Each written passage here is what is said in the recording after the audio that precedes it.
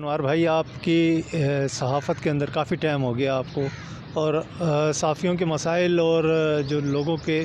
مسئلہ و مسائل ہے اس میں کیا فرق آپ دیکھتے ہیں؟ جی، انسان ہونے کے ناطے تو مسائل تو سب کے مشترک ہی ہیں، ٹھیک ہے، کیونکہ کھانے پینے کی ضرورت، رہن سہن کی ضرورت، دیگر جو سوسائٹیز کے ایشوز ہیں وہ سب صحافیوں کو بھی درپیش ہیں اور عام انسان کو بھی۔ البتہ اپنے پروفیشن کے حوالے سے صحافیوں کو مسائل ہوتے ہیں، تو وہ مسائل جو ہیں میرے خیال سے دیگر کسی پروفیشن میں نہیں ہوتے۔ اس کے اگر بات کی جائے سیلریز کا، تو سیلریز کے بھی بہت سے مسائل ہیں، ٹھیک ہے، کسی جگہ پہ سیلری بالکل بھی نہیں ملتی، بہمر مجبوری جو ہے وہ لوگ فری لانس کے طور پہ بھی کام کرتے ہیں۔ تو اس کے علاوہ جو کہہ لیں کہ سیفٹی کے بھی ایشوز ہیں، تو مسائل تو ہمارے صحافیوں کے مختلف ہیں، لیکن وہ اس حد تک نہیں ہیں۔ اوورآل ہمارے اور جو عام انسانوں کے مسائل ہیں، عام پروفیشن کے، وہ تقریباً ایک طرح کے ہیں۔ جیسے ابھی آج کل آٹا مہنگا ہو گیا، ہر چیز مہنگی ہو گئی ہے، راشن کا خرچہ، بچوں کی پڑھائی کا، پھر اوپر سے دنیا داری ہے، اور اس کے علاوہ جو گھر کے کرائے ہیں، بجلی گیس کے بل ہیں، تو آپ کیا پیغام دینا چاہیں گے صحافیوں کو جن کی تنخواہیں جو ہے نا 20 سے 22 ہزار روپے؟ سر، ہم تو یہی کہیں گے کہ صبر شکر کے ساتھ جو ہے وہ حالات کو مد نظر رکھتے ہوئے اپنا ٹائم گزاریں، اور کیونکہ ہمارے پاس ایک ہی چیز ہے اور وہ ہے ہم اپنی ڈیوٹی کریں۔ اس سے بڑھ کے ہمارے پاس نہ تو لاٹھی ہے ہم کسی کو ٹھیک کر سکتے ہیں، نہ ہمارے پاس کوئی اس طرح کی اور چیز ہے۔ البتہ ہم اپنی ڈیوٹی کر سکتے ہیں، اپنی ڈیوٹی پورے ذمہ داری کے ساتھ کریں، اور جو حالات چل رہے ہیں تو اس میں ہمیں سب سے پہلے اپنے آپ کو بھی تھوڑا سوچنا چاہیے کہ ہم جو غیر ضروری اخراجات ہیں ان کو کم سے کم کریں، اور جو اس ٹائم ضرورت ہے، جن میں سب سے زیادہ جو ضرورت، جس طرح آپ نے بات کی ہے، بچوں کی فیس ہے، گھر کے کرائے ہیں، ان کو مد نظر رکھتے ہوئے اپنی جو خواہشات ہیں ان کو کم سے کم کریں، اور کوشش کریں جہاں پہ بہتر سے بہتر کہیں روزگار ملتا ہے تو وہاں پہ اپلائی کرنے کی کوشش کریں، تاکہ آپ کو اگر یہ مسائل ہیں معاشی طور پہ تو آپ ان کو مستحکم کر سکیں، اپنا بجٹ جو ہے وہ بہتر کر سکیں۔ اور اس کے علاوہ اگر میڈیا ہاؤسز ہیں تو میری ان سے ریکویسٹ یہ ہے کہ میڈیا ہاؤسز جو ہے وہ ان جو فیلڈ ورکرز ہیں، صحافی چاہے وہ اس کے اندر اگر آپ کہ جرنلسٹ ہیں، رپورٹرز ہیں، فوٹوگرافر ہیں، کیمرہ مین ہیں، یا پلس جو DSNG آپریٹرز بھی ہیں، یا ڈرائیور بھی ہیں، جو فیلڈ ورکنگ کرنے والے ہیں، ان کے ساتھ خاص خیال رکھیں اور ان کو اچھے پیکج دیں۔ اتنے پیکج تو کم سے کم ان کا ہونا چاہیے کہ ان کا جو گھریلو بجٹ ہے وہ اچھے طریقے کے ساتھ جائز ان کی جو رزق حلال ہے اس کے ساتھ پورا ہو سکے۔ اچھا، اتنی ساری تنظیمیں بنی ہوئی ہے پریس کلب کے حوالے سے، تو اس کے بارے میں آپ کیا کہیں گے؟ یہ تنظیمیں تو بالکل بنتی ہیں، اور تنظیم کا مقصد ہوتا ہے وہ اپنے جتنے بھی ورکرز ہیں، اپنے ممبرز ہیں، ان کی فلاح و بہبود کریں، اور بہت ساری تنظیمیں ہیں۔ اصل مسئلہ اب یہ ہے کہ پہلے جو کام ہوتا تھا وہ ہوتا تھا اجتماعی، ٹھیک ہے، دوسروں کے لیے کام ہوتا تھا۔ اب بدقسمتی سے ہم یہ کہتے ہیں کہ اب ذات جو ہے نا، جو بنانے والے ہیں ان کی ذات مقدم آ گیا، وہ کہتے ہیں سب سے پہلے اپنا بہتر کریں، باقی جو بھی کام کرتے ہیں وہ بعد میں دیکھا جائے گا۔ اس وجہ سے آج ہر ایک اٹھتا ہے اور اگلے دن اس نے نئی تنظیم بنا لیتا ہے۔ اس کو یہ شاید لگتا ہے کہ میرے تنظیم بنانے کے بعد میرے جو بینک بیلنس ہے اس کے اندر اضافہ ہو جائے گا، اور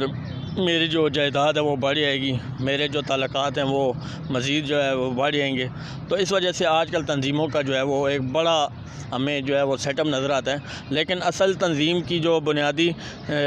بنانے کا مقصد ہوتا ہے وہ ہوتا ہے اپنے ورکرز کو فیسیلیٹیٹ کرنا، چاہے وہ اپنے طور پہ ہو سکیں یا اپنے کسی ریفرنس کے طور پہ ہو سکیں۔ لیکن ہمیں بدقسمتی سے اس بات کا بھی جو ہے نا وہ کہیں کہ ہمیں مشاہدہ کرنا پڑتا ہے کہ بہت ساری تنظیمیں جو ہیں وہ برائے نام بنا تو دی جاتی ہیں، لیکن اس کی وجہ سے جو ورکرز ہیں ان کو وہ فائدہ حاصل نہیں ہو سکتا، جس کی وجہ سے وہ تنظیمیں بنتی ہیں۔ ابھی کل ہمارا ایک کیمرہ مین جو ہے وہ انتقال کر گیا ہے، جیو نیوز کے اندر وہ کیمرہ مین تھا، اور حامد میر صاحب کا پرسنل جو ہے وہ سمجھ لیں ایک بیٹے کی طرح جو ہے وہ کام کر رہا تھا۔ آج اس کو جو جیو کے ادارے نے کوئی میرے خیال سے نہیں دیا کچھ بھی، اور VGI کے حوالے سے 2 لاکھ روپے جو ہے طلعہ محمود صاحب نے آج دینے کا اعلان کیا ہے،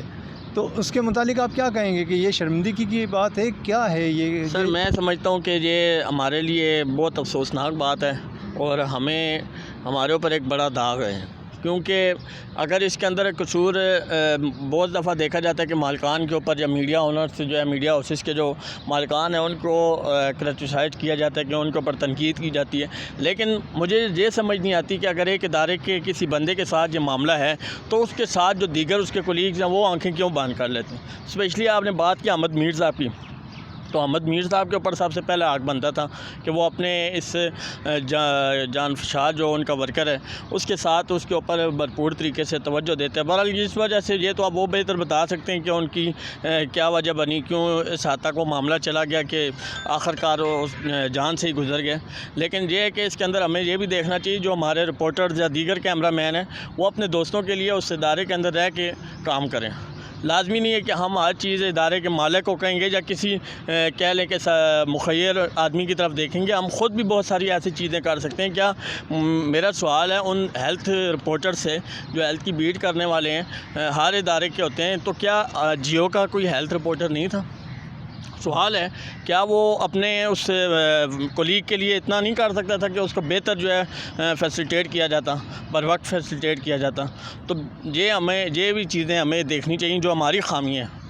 کہ ہر ادارے کے جو اپنے کولیگ ہیں ان کو بھی پہلا حق ان کا بنتا ہے کہ وہ اپنے ادارے کے اس بندے کے لیے ایکٹیویٹی کریں جہاں تک ہو سکتے ہیں ایکٹیویٹی کریں۔ آپ دیکھیں نا کتنا بڑا چینل، نام کتنا بڑا، حامد میر صاحب کا نام کتنا بڑا، لیکن اس غریب کی جو ہے وہ ڈیتھ ہو گئی اور اس کی تنخواہیں رکی ہوئی تھی۔ اس کو کیا پریشانی تھی؟ اب ایک بندے کے پاس پیسے بھی نہیں ہوں اور کچھ بھی نہ ہو اور وہ مہینہ کس طریقے سے سروائیو کرتا ہے، اس کو تو جو ہے 2-3 ماہ کی سنا تھا کہ مطلب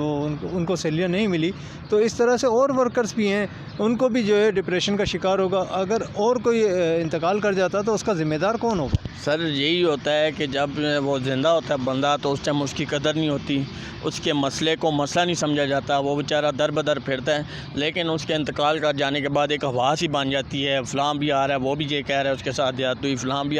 تو ہمیں اس حد تک پہنچنے سے پہلے خود سے ایسی کوشش کرنی چاہیے، میڈیا ہاؤسز کو بھی سوچنا چاہیے کہ اگر وہ اتنے بندوں کی کیپیسٹی کو مینٹین نہیں کر سکتے، مینٹین نہیں رکھ سکتے، تو پھر اپنا داماد اس حد تک کلوز کر دیں جتنا وہ فیسیلیٹیٹ کر سکتے ہیں۔ آپ میڈیا ہاؤس بھی چلائیں اور میڈیا ہاؤس میں کام کرنے والے ورکرز کا معاشی استحصال بھی ہو، یہ نامناسب بات ہے۔ تو اس پہ سب سے پہلے میڈیا ہاؤسز کو سوچنا چاہیے، جو ان کے ریلیٹڈ جو ان کی بھی تنظیمیں ہیں ان کو بھی سوچنا چاہیے کہ آخر اس سے کوئی اچھا امیج جو ہے نا اوورآل دنیا میں نہیں جاتا۔ کیا اس معاشی بحران کی وجہ سے، معاشی حالات کی وجہ سے ایک